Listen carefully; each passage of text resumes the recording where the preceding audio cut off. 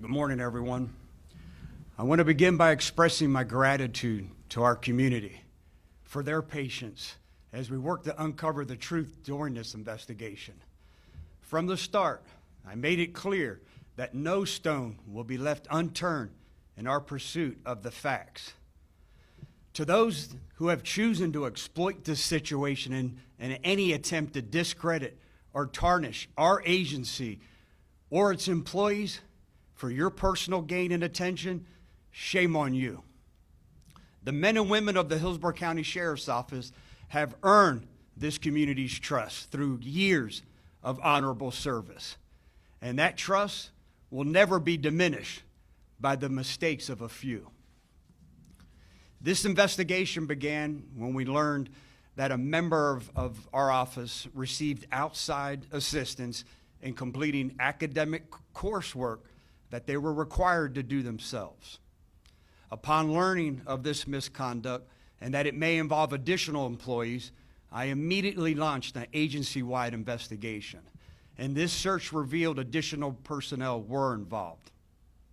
In light of these developments, I added 2 additional investigators and 4 investigative supervisors to the internal affairs team.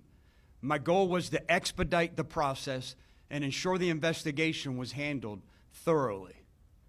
To the entire team, this investigation was tough on all of you. Thank you. I made a promise over 8 years ago that transparency, accountability, and professionalism would be the bedrock of this sheriff's office. These values are not optional, they are essential.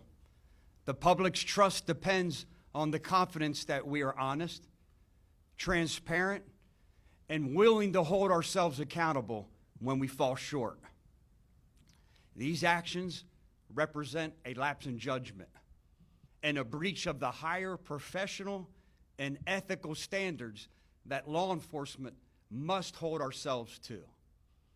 Former Chief Deputy Collins, Colonels Hannaford and Rule, along with Captain Rivera, recognized that their actions did not meet this standard. They accepted responsibility and with grave humility tendered their resignations. These decisions were not easy, but they were the right ones. Based on the sustained findings, I terminated the employment of Captains Stearns and Johnson. I want to be clear. I will not stand here and condemn the individuals involved in this matter. They are not bad people. They are respected leaders, decorated professionals, and compassionate human beings, mothers, fathers, husbands, and wives, who have collectively spent decades protecting and serving our community. They have responded to emergencies in the middle of the night, comforted victims of tragedy, bridged the gap with our community, and mentored countless young deputies. Their records are filled with examples of courage, sacrifice, and honor. What occurred here was not about a lack of ability or care. It was a shortcut, a moment of poor judgment, a choice that, while wrong, was not malicious. In a separate, unrelated matter, we began looking into Major James Jackson, who was working off-duty jobs during his normal work hours. Upon learning this, I asked for a comparison of all salaried employees, looking at their work hours and their off-duty employment. We found several overlaps, but we also discovered that our policy did not prohibit them from flexing additional hours accrued from after-hours meetings, holidays, weekends, overnight call-outs, and activities such as charity events. The individuals with overlaps were exonerated, and our policy was updated so this will never happen again. And the affected employees will forfeit their accruals to compensate for the overlap. Major James Jackson was on that list. And investigators also discovered he violated several agency procedures regarding off-duty employment and the acceptance of gratuities. If he had not chosen to retire, I would have terminated his employment for these violations. As your sheriff, I shoulder the full burden of responsibility. We will learn from this, we will grow from this, and we'll be better because of this. At this time, I'll attempt to answer any questions you may have. Sure. I have to ask you, why not have an independent outside agency like the FDLE or FBI investigate this? Because it's my understanding from our previous briefing here that you were able to find out some of these people used services of Mr. Rausch by their internal emails, their sheriff's office emails, but Correct. not able to investigate their personal emails. So first off, why not have an outside agency investigate? And secondly, do you have any concern that people were able to utilize their personal emails to communicate with Mr. Rausch and thereby not caught by this investigation? Yeah, great question. I firmly feel that we have the best investigators in the business. When you look at our clearance rate, when you look at the packet you were provided, over 6,371 pages of information, it shows each and every one of you just how thorough our investigators are. This isn't criminal. FDLE, FBI wouldn't have access to an employee's personal emails no different than we have access to their personal emails. What we did is control everything that was within our ability. We left no stone unturned, making sure that we were extremely thorough. We even flew investigators up to New Hampshire to meet with the paper writer and interview him, where he admitted writing papers for every one of the employees involved. We left no stone unturned. So you said it's not criminal, but these individuals used Mr. Rausch to complete their coursework, thereby in career advancement training, they were able to advance their careers, increase their salaries, and one could say this is theft of services. Wouldn't that be a criminal investigation that could involve an outside agency? Absolutely, and I hear what you're saying. If this was the sole reason that these individuals were promoted, you're 100% correct. All this is to make yourself eligible for promotion. There's so many different factors that go in and that we weigh on when we sit here and we make promotions at any level. Whether they take a promotional exam, it just creates eligibility and puts you on the list where you're available for selection. To be quite honest with you, in 2024, I stopped having that requirement be a part of the eligibility process because I didn't see the value in it. So I stopped that back in 2024. So again, if this was the sole purpose of why this person was going to be receive some type of career advancement, I agree with you. It played one small part, and it was only the part of they became eligible. So why allow some people to resign versus terminate them? Because this is an integrity issue, and most of these people have now been put on the Brady list. Yeah. They can no longer testify, so their services beyond their careers are nullified. Yeah, they paid with their careers. Their careers in law enforcement are over. Every single person had the opportunity to resign. The two that I terminated made a decision that they were going to continue to go through the process. They wanted to come into internal affairs. They thought it wasn't as egregious as I felt, and they thought that they could win or make sure the allegations against them were not sustained. That wasn't the case. I met the investigative team afterwards. They assured me that there was no evidence presented to the contrary of these allegations being sustained. At that point, I terminated their employment. Why did they use Rausch? And did he say that there was anybody else within this department or any other that his services were utilized? I don't know why. I'm going to be quite honest with you. I've said this before. I never knew there was such a service that you could pay someone and compensate them to write papers for you. I had no idea until this came to light. He didn't acknowledge that he wrote papers for anyone else. Period. And he left it at that. Outside of these 6, do you think there are any other employees of the sheriff's office that have academic integrity violations? Yeah, another great question. I have no idea. I could sit here and speculate, but again, I'm not in a speculation business. I'm in the fact business, and Again, it would be irresponsible for me to sit here and speculate. From what I'm being told and what I've learned subsequent to this going on for the last 3 weeks, is that when he lived here, he was very popular, that he wrote papers for a lot of different people, from military to law enforcement to everyday individuals that were going to college. I don't know who was involved and not involved. And when it comes to Mr. Roush, what was he alleged to have done with these 6? You have to speak up. I'm sorry, I can't hear you. When it comes to Robert Roush, what was he alleged to have done with these 6 and helped them in what way? Complete. Robert Roush was, when we met with him, because he was the person from the metadata, not just emails at the beginning, but metadata that we uncovered. He's the person, he was the author of these papers. A lot of people ask me, do you think he was a tutor? He may have been a tutor, but what we do know at this point is some people took it too far. My colleague just asked you if anyone else was involved, and your answer was, I don't know. Isn't that enough of a justification to call in another agency and look into all this so that you can find out? You keep bringing that up. What would I call an outside agency and have them do, though? What would they have access to that we don't have access to? What would be different? That's what I'm trying to tell you. We have the best investigators in the business. You see the thorough packet that you have. There's nothing from an outside agency that would have come in and done that we didn't do, and the proactive steps that we took to do it.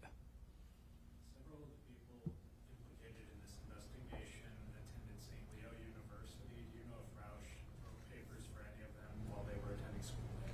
I do not know. I don't know. I know when our internal affairs investigators investigated former Chief Deputy Collins' wife, she alleged that this person did his coursework for his master's degree and also his coursework at the FBI National Academy. To the extent, that's what I know. Your investigators been in touch with St. Leo about this? They have. And the FBI National Academy and the Southern Police Institute, with another person was involved. How does the Sheriff's Office move forward from this? Well, there's many ways we have to move forward. Number one, we've created some different policies. I think the biggest way we move forward is what I do each and every day, and that's fix and repair policy and establish culture. You would have to live under a rock right now to see that I have a zero tolerance when it comes to integrity and violations of integrity. So I think you have to establish a culture. It's no different than an employee. One of the 4,000 employees decides to make a poor decision and drive while impaired. That person is immediately terminated. I think I'm the person who has to establish the culture. And the culture is that any type of academic cheating will be subject to dismissal. Other than the FBI National Academy, the one individual who had Mr. Roush complete coursework for him there, what other career advancement training courses or institutions did he complete coursework for? The Southern Police Institute. Yeah, Captain Marvin Johnson attended there, and he wrote, I know, at least 17 papers while he was at the Southern Police Institute. We've been in touch with, I don't want to mess up his title, the Dean of Academics there. In the history of the Hillsborough County Sheriff's Office, to your knowledge, have you ever had something like this happen before with this academic integrity? Not in the 34 years that I've been here. I guess that's the bright spot, that misconduct like this is extremely rare at the Hillsborough County Sheriff's Office. It's even more rare by members of the command staff. Does this compromise any cases or any investigations that have already gone through the courts or might currently be going through that any of these investigators or deputies might have worked on? 100%. They're placed, as you heard from Mr. Pattison, on the Brady unable to testify list. So I would think that would certainly, their integrity would be called into question in any type of criminal case that's pending that they were involved in, 100%. What do you say to folks that live in Hillsborough County that, I know you acknowledged earlier that this was a lapse in judgment and breached the highest ethical standards, but some people may see this and say, this is your command staff. They lied. They cheated. How can they trust you and your agency? I think our years of honorable service speaks for ourselves.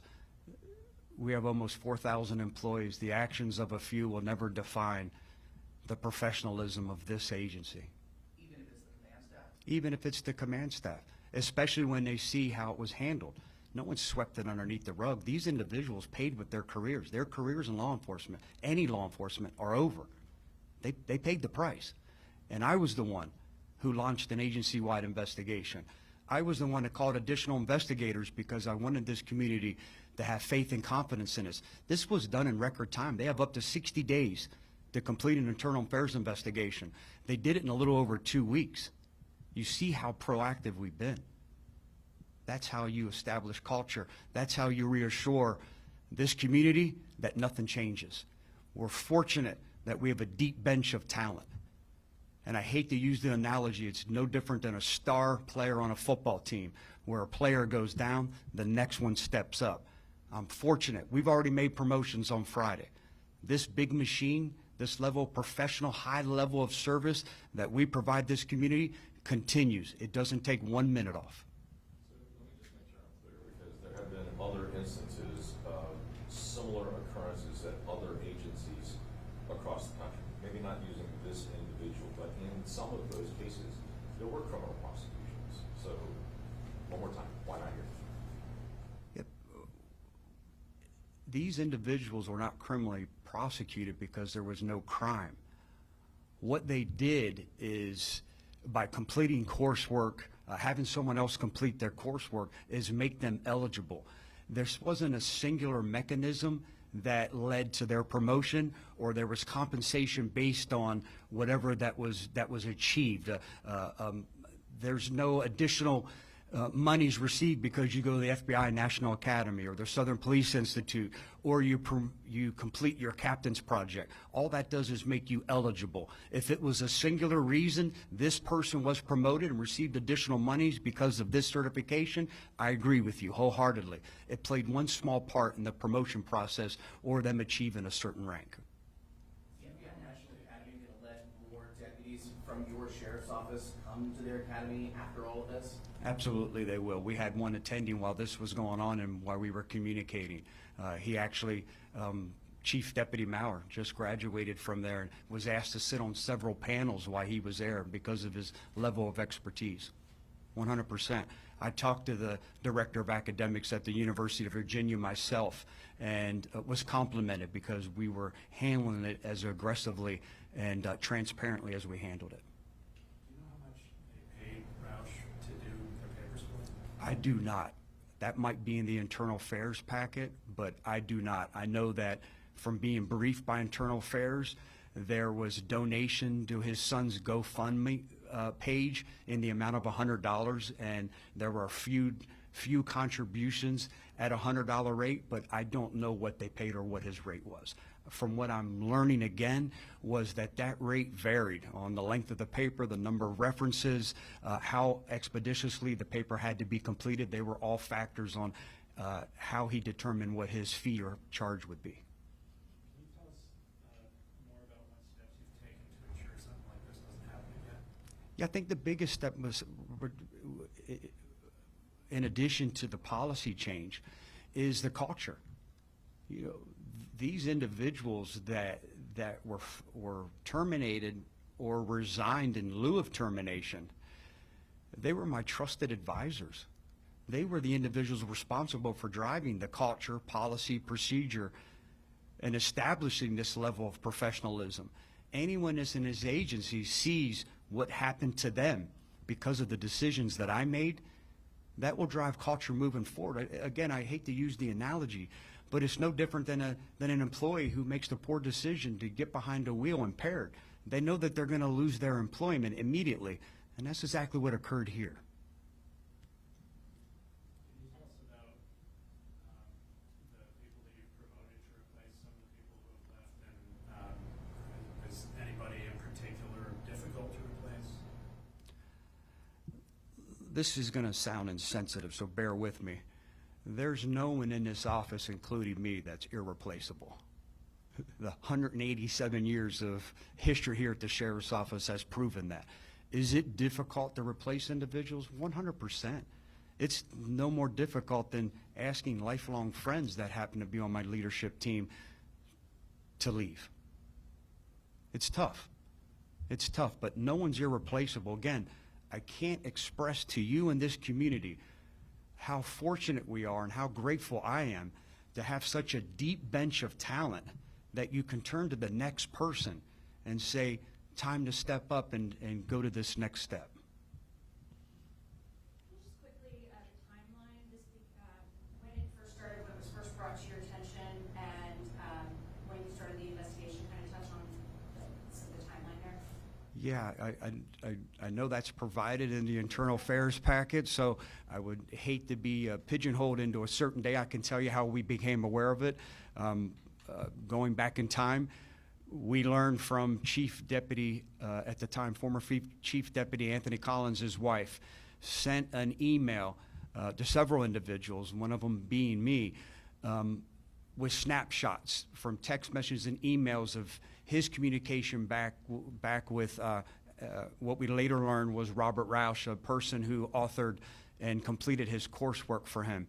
During the time, even during that, it was quite condemning because he even provided Mr. Roush with his login to go ahead and complete the papers and turn them in for him when he was done doing so.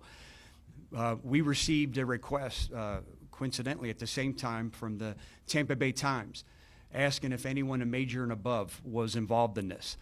I decided that while we're taking a look, let's take a look at everybody in the office. I want to go through and comb the whole server for any employee who may be involved, and that's how we uncovered the additional names. No different than when we learned of Major Jackson's indiscretions with working off duty and receiving gratuities. We immediately launched an office-wide, agency-wide investigation to make sure, was there any other command staff that was involved? Was this a larger problem? It's been a fairly short amount of time. From the time that Internal Affairs launched an investigation and still standing here today was just over 2 weeks. Do you expect anybody else? I sure hope not. I know we've done everything to try to make sure that I could confidently stand in front of you today and said there is no one else. But again, we only had access to a certain amount of information. If there's someone else, I'm not aware of it. I can tell you that. There's been no evidence presented of anyone else being involved in this. Can you tell us what about the cheating, the academic misconduct, that scandal tipped you off or made you want to look into the gratuities and the overlapping of pay and the time cards? Yeah, we received a totally separate complaint at this just happened to occur at the same time. Nothing like going through a scandal and having another one come in at the same time. So luckily they're rare, and I'm hoping that we can put instances like this of misconduct way behind us. Any other questions? Thank you, everyone. Have a great day. Thanks for being patient.